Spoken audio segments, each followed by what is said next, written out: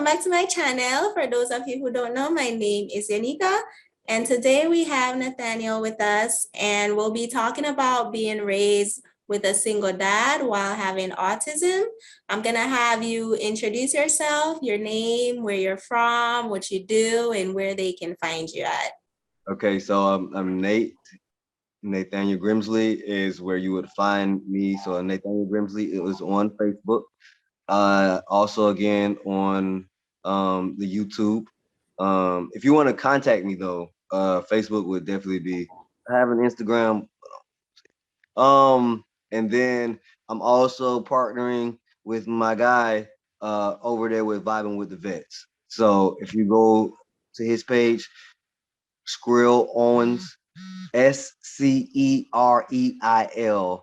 Owens, Vibing with Vets. And there's a few subjects and topics that we discuss over there as well. Nice, nice. Thank you for that. So I know that you said you were raised with a single dad and you also have autism. So do you want to give the audience a little background on that, a little background information on you? Okay, so I was raised by a single man for the most part. I mean, um one up until I was 4, it was just me, him, and my older sister somewhat. She's about 7 years older than me. And her mom stayed in Tampa, so it was kind of sort of just us. And then he met this woman and got married, and they were married for 10 years. So by the time I was between 13 and 14 or 12 to 14, because really it was happening around 12, but it didn't actually happen until 14. So when I turned 14, I was from then on, it was being raised by my dad and an auntie. Maybe I stayed with an auntie as well, but it was mainly pops. Um, and that was difficult only because with dad being just a real dude, as I like to say, a real man. My dad, like most people, he had jobs. He held down a bunch of jobs, and then I was the oldest at that point since my sister was gone. I was the oldest, and so his attention kind of had to go to them, to the younger siblings. So I have a sister who, my dad, when my dad got married, she had a daughter, who's 2 years younger than me. So my sister is 2 years younger, and I have a brother who's 7 years younger. So when I was 14, uh, it was a 7-year-old and a 12-year-old under me. So I think their needs kind of came. And then as far as the autism goes, I didn't find out that I had autism until last year.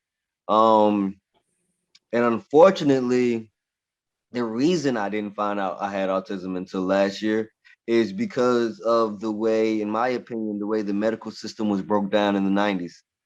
Um, so everything that could have possibly been wrong with me also could have gotten pushed onto something else.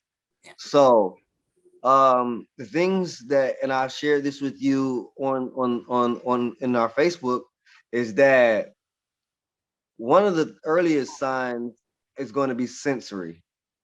Sensory signs are like the key, I believe, to kind of understanding that your child probably has some kind of disorder. We won't, or they might be on the spectrum of autism, and they can be normal. But so sensory, you have speech, and I'll touch on all those a little bit more if you need me to. But you have sensory, so just touch, people touching you or feeling or whatever. Quick example is I didn't like finger painting when I was a child.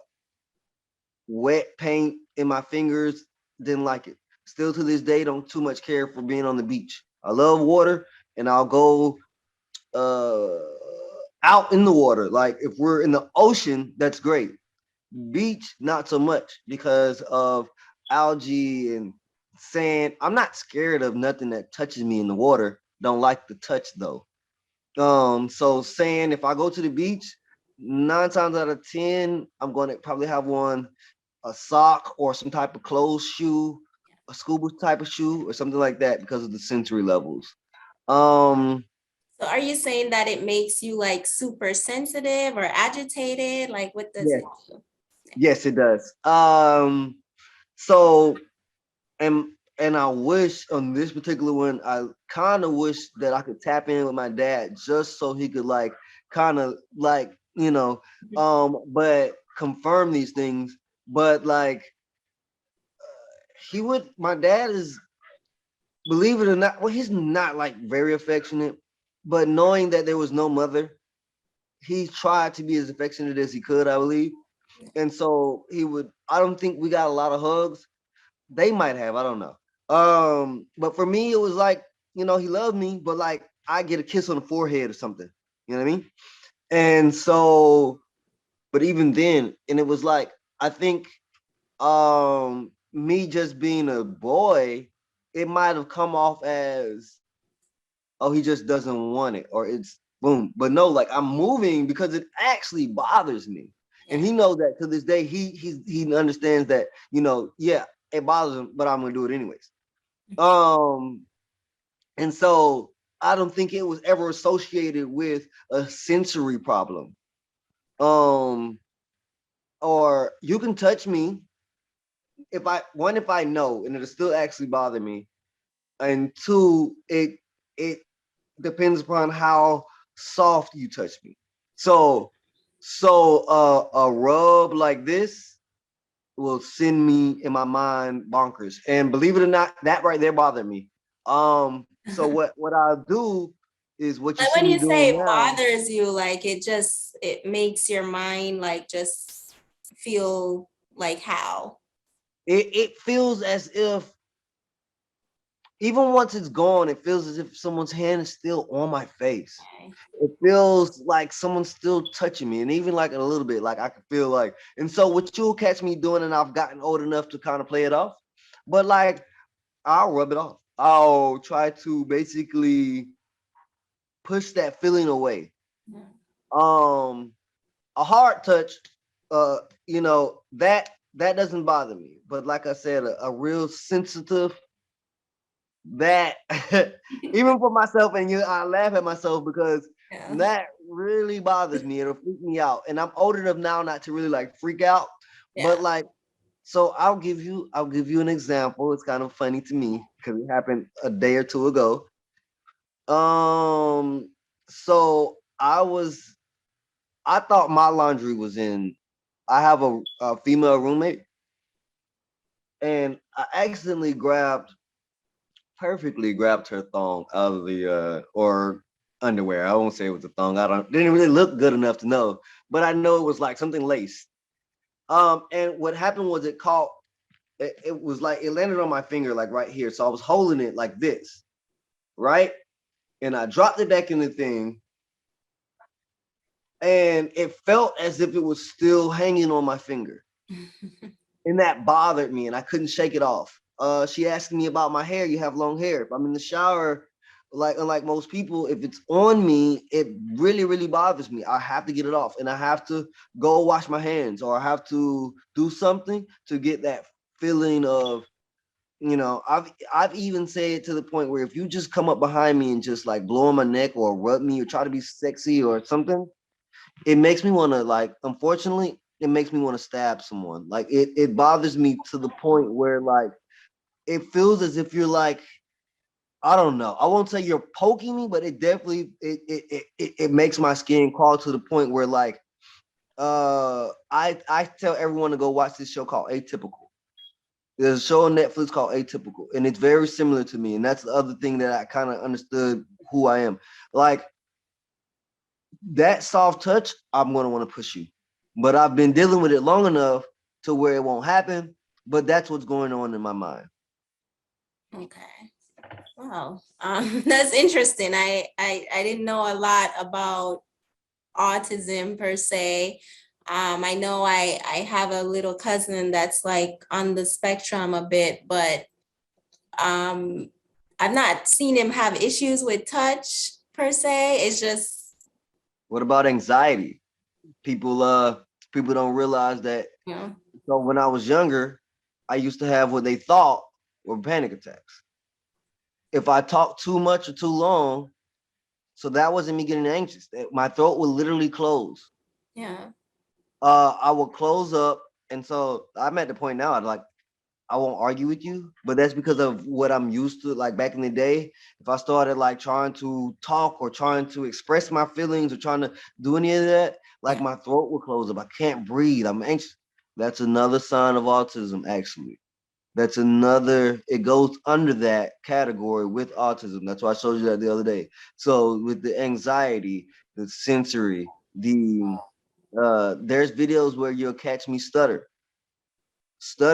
a speech delay, there's speech impediment, as they would say, could be associated with that. So not them by themselves, but when I go back, that's why in a video where we've talked before, I said that going back in your life is very fundamental, because it wasn't until, like I said, last year that I found out, but I was able to go back far enough and talking to my pops and the people of that nature to be able to put together certain stories that they have told me about what I've done and how I was. And I realized that if you put all those things together that were in my childhood, yeah, they were all missed. It was missed because, oh, it's just a panic attack. He has anxiety disorder. Oh, he's just, he's ADHD. That's why he can't really sit here. Or that's why these are things. But the truth is, or he's ADHD, that's why he might not be comprehending or understanding certain things. And that might be the case as well. But because autistic people in general, what I like to tell people now is that if it's A, B, C, D, and I'm trained to do that, it'll be very hard for me to do it in a reverse order or mix and match, because my mind doesn't compute that. I have to do it A, B, C, D. Now, I'm old enough to have been doing A, B, C, D so long, sometimes I can skip C. But for the most part, not really. And so which is how I found out last year, I was getting angry with people because you tell me to do something this way, or let's say I read it. I do that mostly. I mainly read like directions and things of that nature. Or like if you give me that's one of the things I did in the military. If you give me policies, I'm going to read them. I'm going to read all your policies, and I'm going to understand them the way they were put down, black and white. So if in the actual training or in the actual job or the actual whatever it is, if you have me doing something, you're like, oh, don't worry about that. It's no, this is what it says, and this is how I want to do it. This is where it needs to be. And it's that way because that's how I understand it.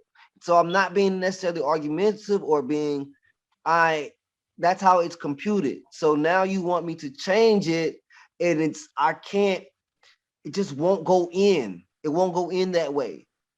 So what my thing is just saying to people that if you're explaining something to your kid or something, and maybe they're not grasping it, or they're not dumb, but that may be autism. That may also be a sign of autism. I just didn't get what you were saying. It didn't make sense to me. And so there's that. There is I'm almost a perfectionist, yeah, and then I'm ADHD as well, I think. So when you go to with all that, like basically autism is like the kind of a perfectionist thing. yeah, And most of them have like a OCD or something of that nature, because that's how they compute. That's how right? So, but with having ADHD as well, what happens is, or just even autism, what it'll do is And I'll take, so if I have something, say like this, and it, I want to make it straight or put it in a straight line, or I want to get it, and for some reason I can't get it, lined up the right way. Yeah. I'm angry now. And I'll just push it, I'll get rid of it. So now that I'm an adult and I understand that, what happens is you think that I left it because I'm ADHD. No, I left it because it would not get in the perfect line for me. And now my mind is completely tripped out.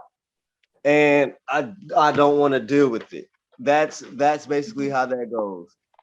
Yeah, because a lot of people always say, people with autism and stuff like that get angry really quickly. So would you say that was something that bothered you, like as a child? Like, were you always, getting upset at stuff and things like that?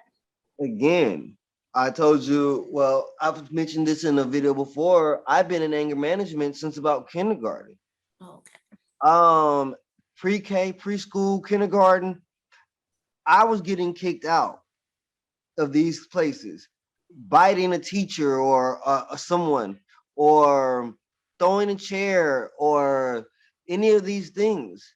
If I tell you, leave me alone, I'm going to put you in the trash can. If you touch me, I'm putting you in the trash can. Don't come back later and say, hey, Nate, da da da. That was something that was expressed. And that's not like the best example for autism. I'm just letting you know that. So I've been dealing with anger and anger management all of my life, but I also believe that because, again, the 90s, we're like, oh, it's anger management. Yeah. Oh, he has anger issues, or these problems per se. So what you end up doing is you miscalculate that there is a developmental issue.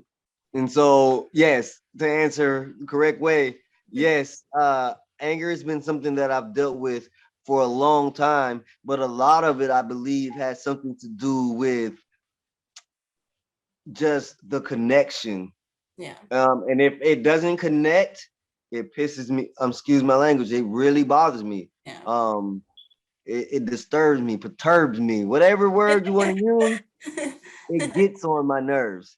And so, yeah. And then I think ADHD may very well be in that. Yeah.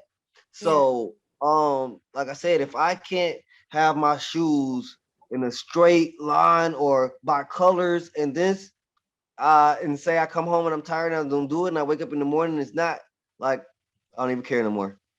Yeah. I can't get it. I can't get it right. I can't get it perfect. And so instead of as an adult, instead of stressing out over it, just let it be. So honestly, my room looks like whatever, but my front room and my bathroom, those things look, because it's easier to clean a front room, because as my front room, it has chairs, it has just, there's nothing like clothes, there's nothing of that nature out. So if you go in my room, it's just clothes everywhere. It's not like my bed is actually made and then there's clothes everywhere. Most of them are clean. Now I don't have dirty clothes in my room. I don't have pizza and boxes and things of that nature. So I'm actually clean. For the most part, I'm a clean person. But like, I'm just not gonna let my room stress me out. I'm old enough to not let that stress me out. And so I'm aware now though. Yeah, You that's know, good. Would you say one of the best thing is just having that awareness to help people? Like, man, you know how much finding out this year what I'm diagnosed with, and being able to now tell people, hey, listen, you're gonna have to explain it a certain way. I have autism. Like, they get that more than, like, instead of me saying, excuse my language, I don't get it, man. What the fuck are you talking about? yeah. You get what I'm saying? That, bro, y'all just told me to do it this way. You telling me to do it that way. Like, what the fuck? Excuse me, but that is a real life situation, and that's what happens. And so now, you knowing this, it helps me to not get upset, because you don't know that I can't connect with you.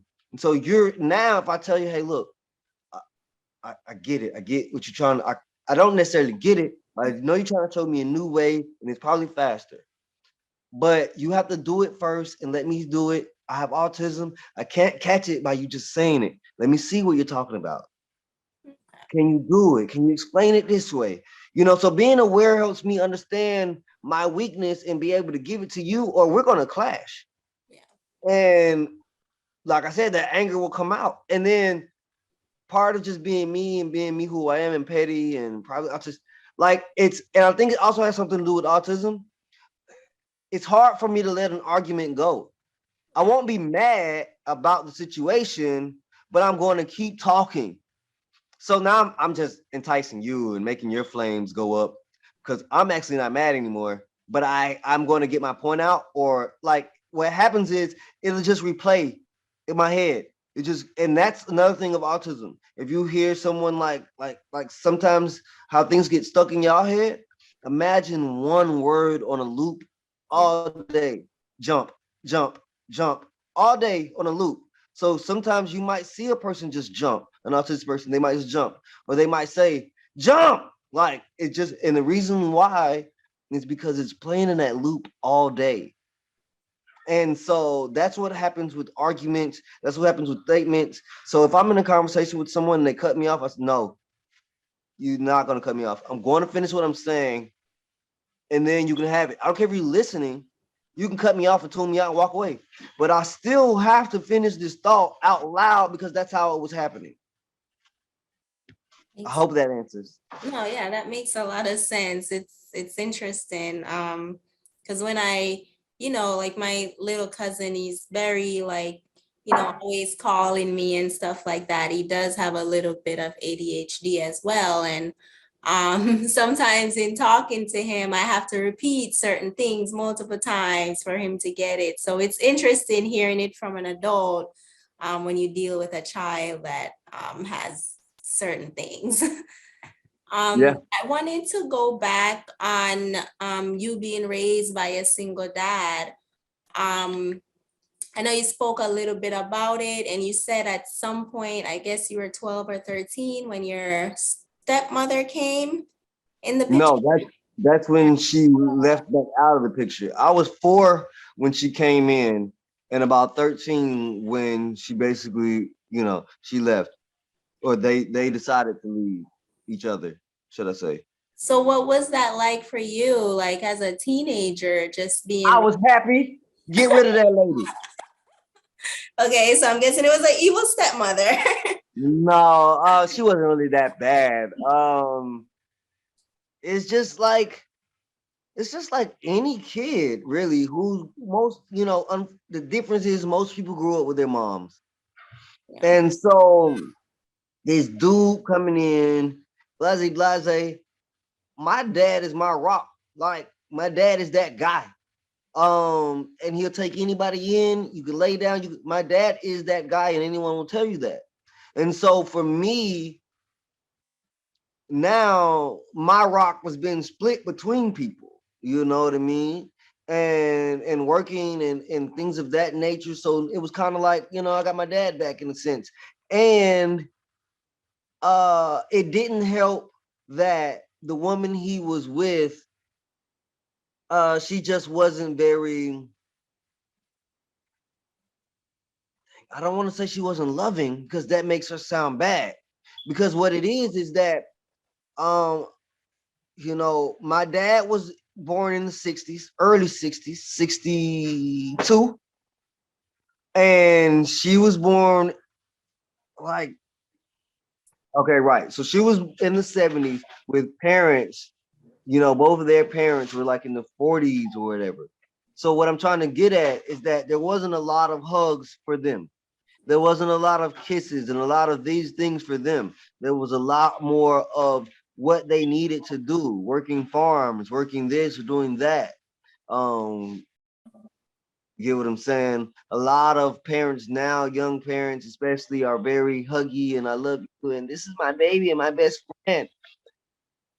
I'm 30 years younger than my dad.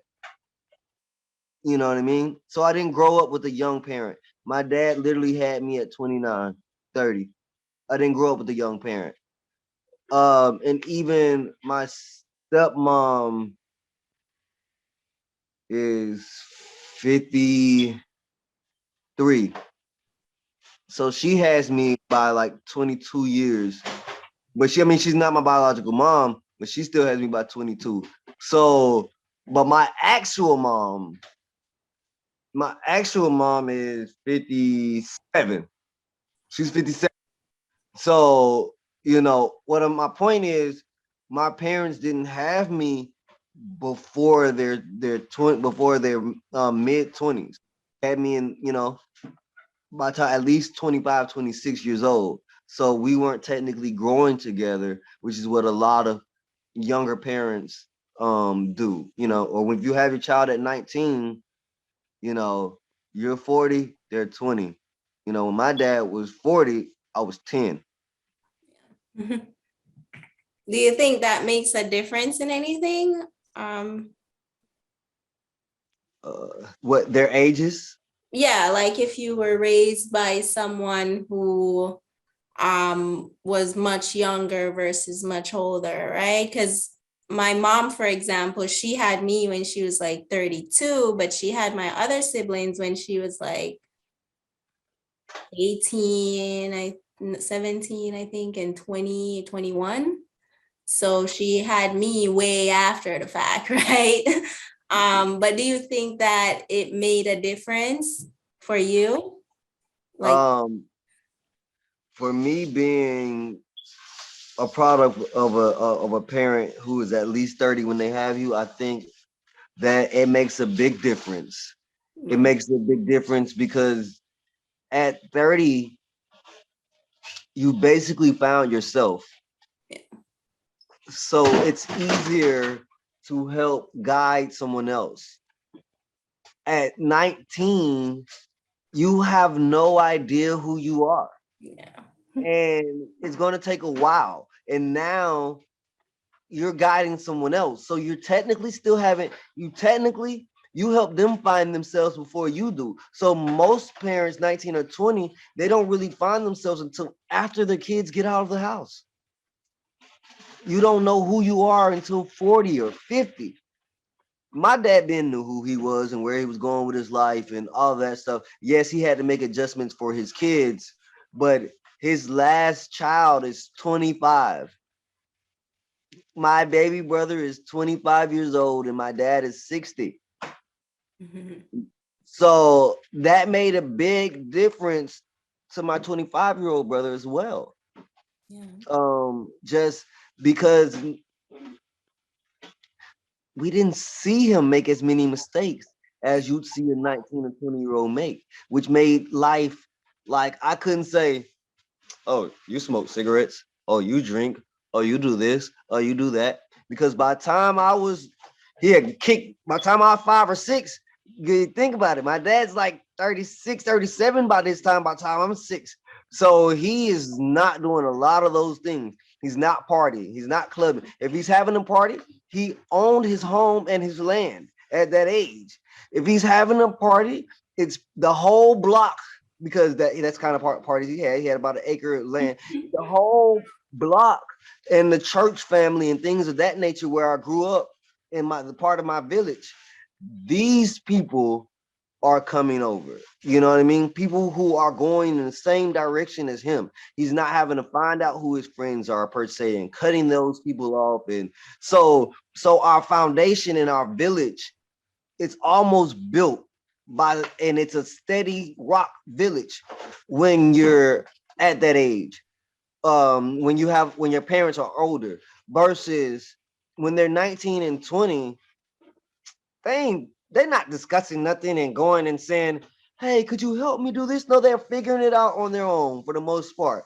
When you're 30, you're too old to figure it out on your own. Let me go ask such and such how to do this because I ain't got time to mess it up. Yeah. You know what I mean? So that is the difference, I believe. And then, but the caveat is that when you're younger, you're more creative, or you're more think outside of the box, or you're more you do things in a certain way. You're more spontaneous. You're a little bit more fun. So I think that if my dad was a little bit younger, especially because just of the times, he might have that caught what it was that was going on with me. But being born in the 60s, there was no names for nothing. Yeah. There was no anything. So me having an older parent in that sense, but he was mature enough to be able to find ways to like I said, at a certain early on when he first had me, he didn't have me until late. So he didn't really have any idea about how to deal with kids. He was single most of the time, right? So now there's this kid that's crazy, mean, come out, and then my sister's real calm, so he didn't have to deal with that with the girl. Then you get me, and like I said, you're 32. Excuse my language. I'm gonna whip his ass and get it over with. And in that time, that's what it was. And then so as I got older, 10 years old, in that time frame, he is now, like I said, 40s, in his 40s. It ain't no whipping. There's no whippings like that. It's ways. He's finding ways. He's being more creative in ways to handle the situation. But a younger parent either is going to whip or they're going to scream. My dad was not a screamer. My dad would talk to you just like this. Sit down, get out of my face. And that made a big difference, I believe. With the autism, with the ADHD. There's one thing he did that a mom wouldn't have done. That helped me. And this goes back to sensory. Should he have done it? Maybe not, but it helps. So I think I got like something on my hand from like the trash or something. Maybe just like old piece of broccoli or something. It didn't stink or anything. It was nothing like super bad or anything, but like I freaked out. Again, I think it had something to do with my autism. A lot of things he thought that stuff touched me was just because, oh, you don't like stuff on your hands. No, it like freaks me out because of sensory. But again, he wouldn't have known that at the time. Yeah. So what he did was, unfortunately for having an old parent, what he did was he stuck my hand in the trash can. Oh my Lord. Like, I know your hand fell off, right? right, basically. And I'm freaking out. But he had soap and water close by. Boom, now wash your hands. Boom, that's what soap and water's for. So that was his point. His point was whatever it is, you can wash it off. That's probably why I go run straight to wash off whatever feeling I have now because of that. But I hate washing dishes because of stuff that might touch my hands. But now I can go. I know as soon as I finish washing dishes, I can wash my hands. As soon as I finish doing this, hurry up and do it. I can wash my hands. We're at work, things will drop on the ground. I grab it with my hands now. Not because it doesn't gross me out or the touch isn't nasty, because I'm still freaking out in my mind. But I know that hurry up, hurry up, hurry up, hurry up. Ugh, trash, wash hands. And so that helps. Just so like again, that's another part of being aware though. Should he have done that?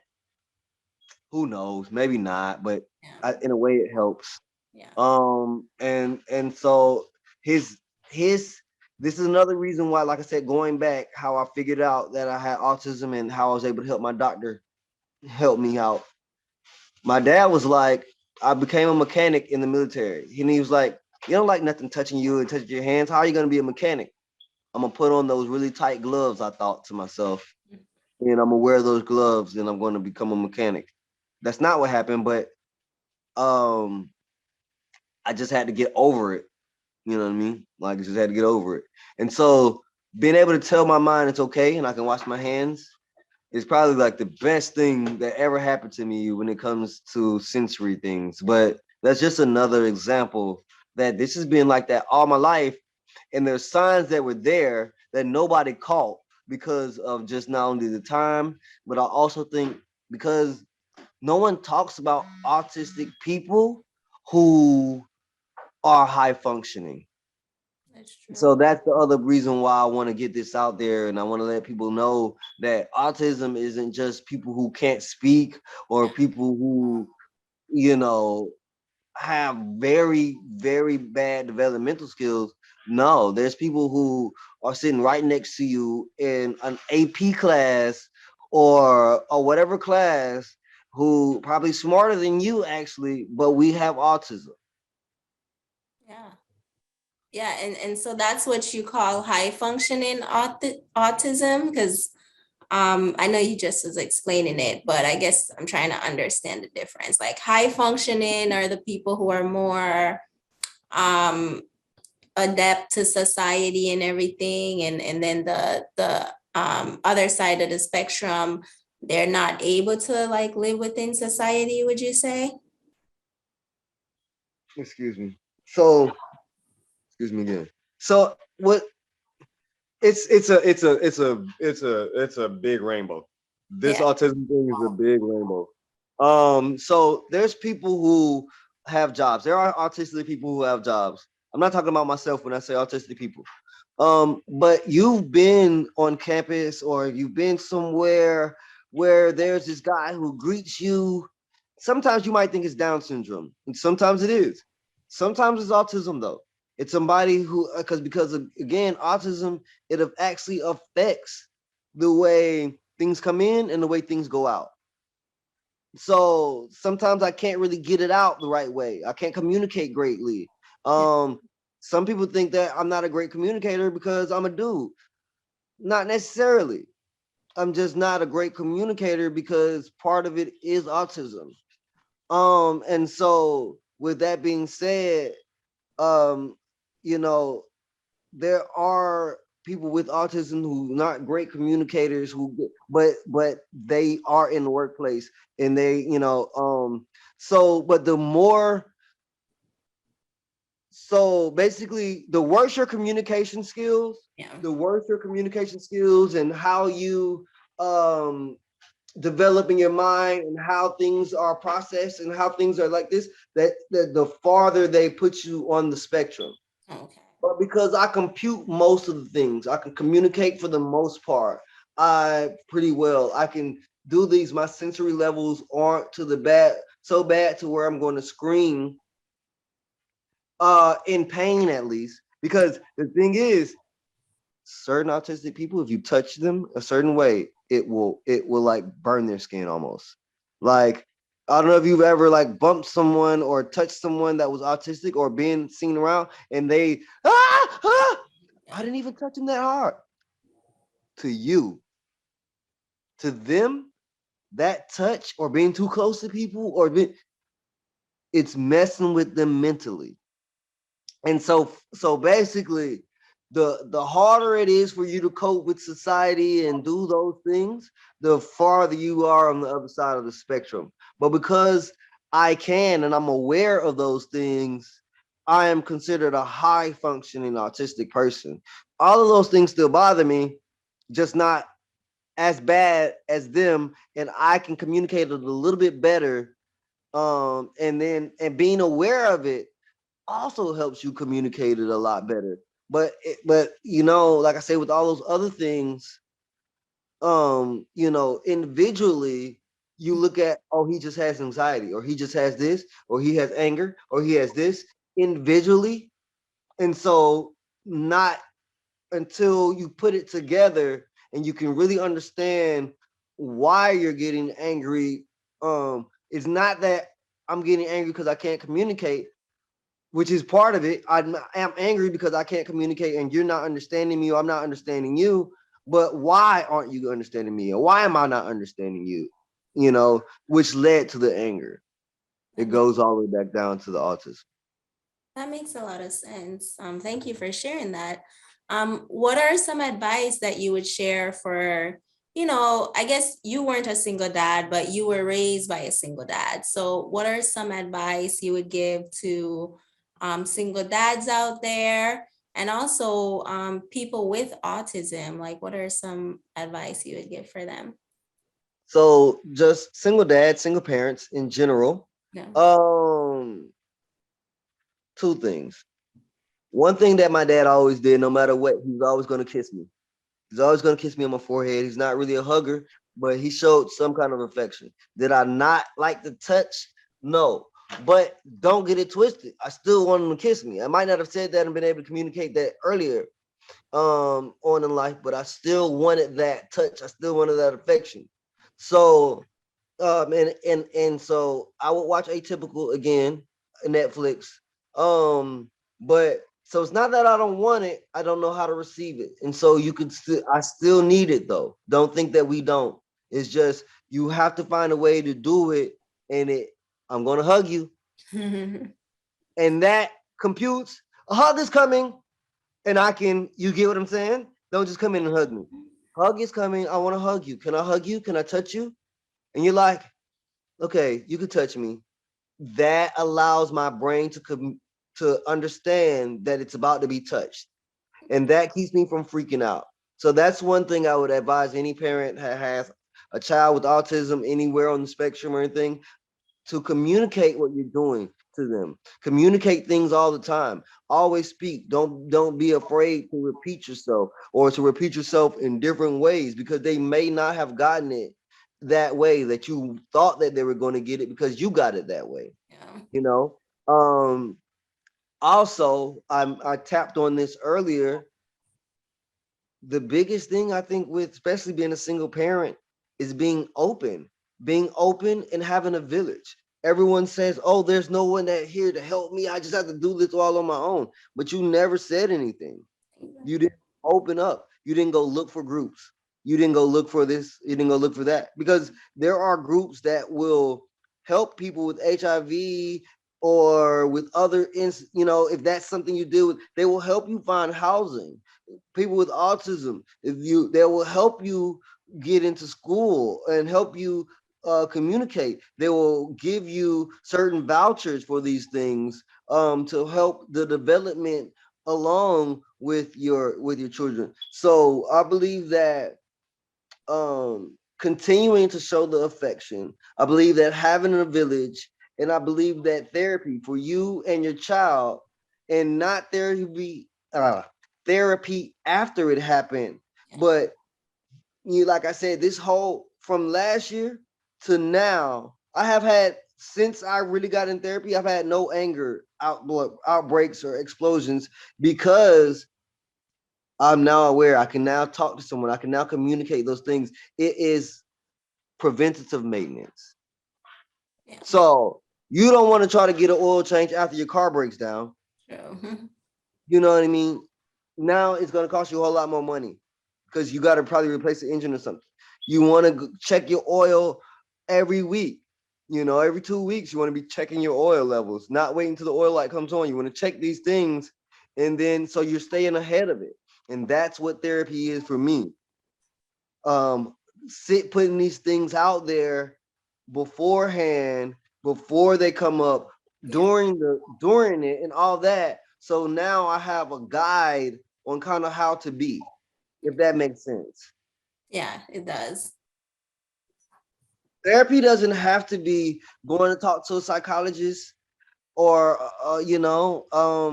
like I said, my guy over here on VibingWithVets.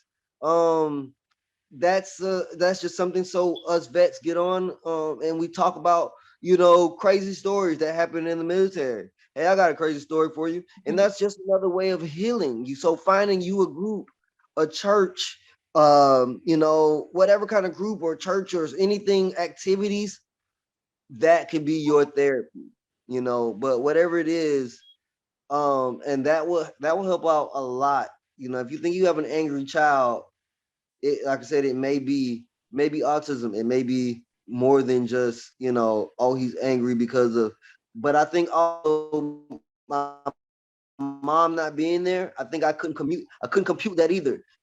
I'm I'm the second of 3 boys from my mom. I don't think as a young child, I don't think I could compute why wasn't the third one given away or the first one given away? Yeah. Why the second? Even though that was the best situation for me, because my dad was just better established.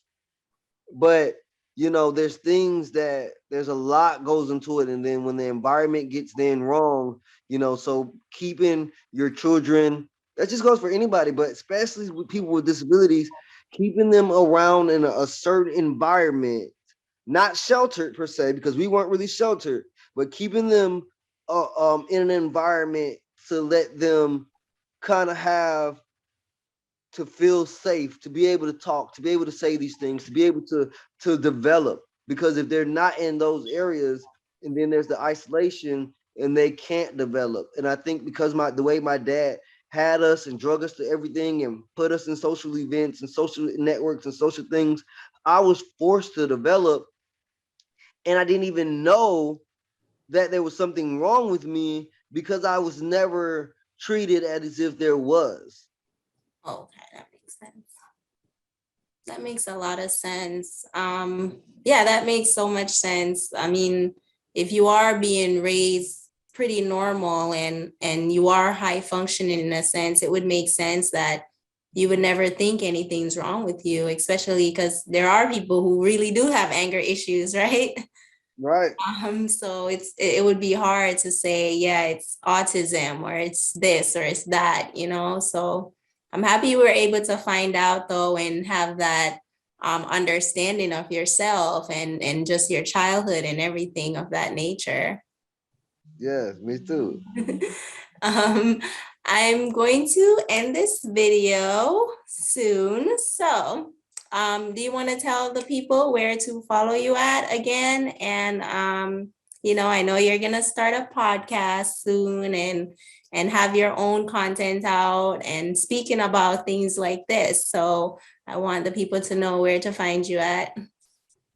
Okay, so again, right now, the content on my particular page is a little different. I joke about things such as autism and things that I deal with. So you have that comedy, and it's for me to try to be motivational. So if you're looking for a spin on things, basically, or in my perspective of life, Nathaniel Grimsley on YouTube, and then Nathaniel Grimsley on Facebook. If you want to actually talk to me, most you can get on Instagram. I don't really do it, but definitely Nathaniel Grimsley on Facebook, and check out his name is SCREI. Wait, I'm probably spelling it wrong. L, something similar, Owens.